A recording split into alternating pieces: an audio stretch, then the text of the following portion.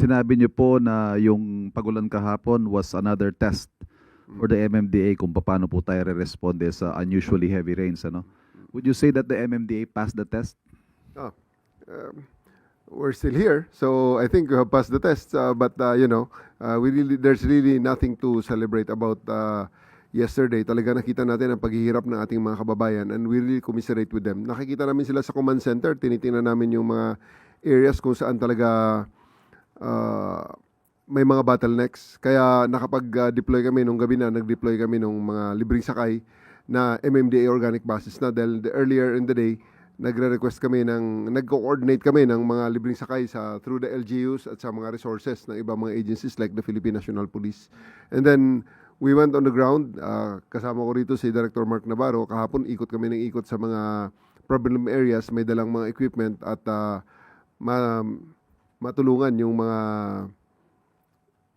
mga pinasok na mga, especially mga eskwelahan, dahil may klase kahapon eh.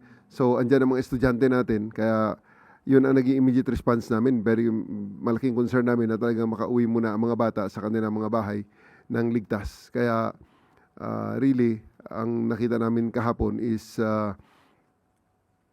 there are lots of things that we have done. There are still lots of things that we can improve on. At kahapon pala, isingit ko na, baka makalimutan. Ang ating hotline 136 na merong service guarantee na 5 rings, talagang kahapon napuno kami dahil ang pinakamarami namang tanong, kung suspended ba ang color code, ang number coding. Kaya sabi namin, baka pwedeng sa ngayon, i-announce namin na pag number coding ang inyong query, pinaka-the best yan, puntahan nyo ang Facebook ng MMDA, Facebook page ng MMDA, dahil real time po ang aming pag ganyang nasa active ang operation center, ay real time ang aming updating ng aming Facebook page. Pag may advisory, in 1 minute, makikita nyo na kaagad yan. Pag nag-suspend kami ng number coding, 1 minute, makikita nyo na kaagad yan. So kung may mga advisories kami, dyan lang. Ang ating 136, iwanan natin bukas para sa mga tawag muna ng emergency, like na-stall ng sasakyan nyo, nagkabanggaan, or kailangan nyo ng immediate response, kailangan nyo ng ambulansya, or similar emergency situations. GM, maintindihan nyo rin po siguro that there will be people who will disagree na you pass that test dahil marami po ang, I mean, it was miserable yesterday. How would you respond to that sentiment? Kasi yung mga ganyang sitwasyon, people will look to government to save them from that misery, and the saving will not come. Dahil, yun nga po, kayo mismo hindi makarating sa mga dapat puntahan and all those limitations that we have. How do you address that sentiment from the public? Naintindihan po namin yun. At personal kong nakita kahapon yun dahil ako kahapon nasa Ligarda. Dala-dala ko yung patrol car ng MMDA. Iikot kami doon sa may CEU at saka sa San Beda. Pinuntahan ko dahil pinasok ka ng umapo ang creek sa tabi nila at pinasok yung eskwelahan talaga. May mga more than 1 foot of water nasa loob dahil doon may mga mabababa silang mga areas doon. And on our way out, habang umiikot kami, yung sasakyan, kinatok nga ng mga estudyante. Sir, tulungan nyo naman kami dahil kanina pa kami rito, 4 na oras na kami rito, alauna pa, alas 4 na, alas 5 na, wala pa rin kaming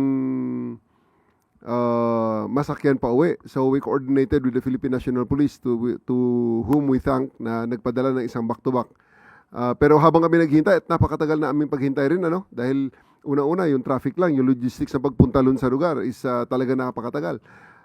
Tamang-tama pa naman na habang naghihintay kami, may nabagok ang ulo ng isang matanda ron. Dumugo talagang ulo at napakabuti. Mayroong mga San Beda medical students na nandun na nag-stabilize ng pasyente at naitawag namin sa ambulansya na talagang ambulansya ay nag-deliver muna ng pasyente, nakarga niya bago pumunta sa amin. So talagang ganun ang situation natin kahapon. And I can really commiserate with the people affected dahil nakita rin namin personally at itong si Mark kahapon ay nasa UST naman. Ang kanyang sasakyan nga talagang pasang-awa rin sa baha dahil mga military trucks na aming dinala, yung mga malalaki nating mga trucks plus ang mga buses. Dahil talagang really the raining is really unusual. It really caused floodwaters to accumulate in the streets. Kaya talagang tanggap namin 'yon. Sabi nga ni Sec Vince kanina, na talagang may masasabi talaga ang ating mga kababayan at talagang mababatikos talaga tayo dahil siyempre, kita natin talagang marami pang mga areas na pwedeng ma-improve.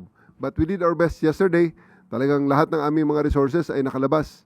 At ang mga tao namin ay nandyan sa kalsada hanggang maghating gabi. At personally, sinamahan ko nga ang mga tao natin sa Cubao doon sa last dispatch nung medyo mga naiwan na talaga yung mga last na mga kababayan natin na na-stranded na sa Cubao at wala na talagang masakyan. Kaya personally, dinispatch ko na yung mga natira nating assets sa MMDA.